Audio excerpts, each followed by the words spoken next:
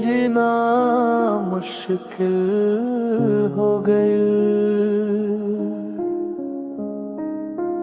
तोहरे बिना नींद ना आवे, रात भर दिलवारो वे, याद में तोहरे पागल होके आंसू आँख से झरे।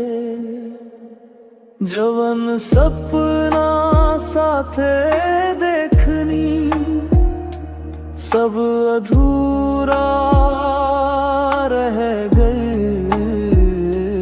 जवन अपना समझनी सबसे उहे हमसे दूर गई।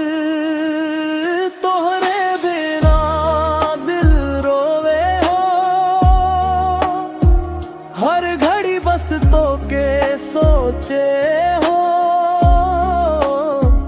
तू छोड़ के चल गई लू जब से, जीना हमार खो गईल हो।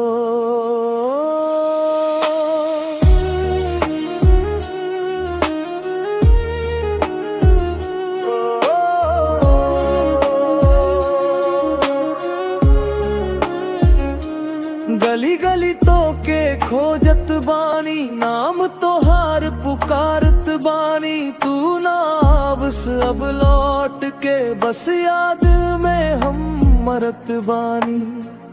लोग कहे भूला जाऊं से, दिल माने लाना हो। जितना दूर गईलू तू, उतना नजदीक लागे हूँ। अगर कब हूँ तू लौट के आई हूँ, हमके पहचान ना पाई हूँ। जवन हसत रहे तोहरे खातिर, आज रोवत नजर आई बू। तोहरे बिना दिल रोवे हो,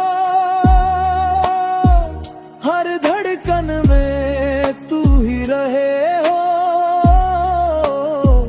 तू छोड़ के चल गई लू जब से, सांसों में भी दर्द रहे हो।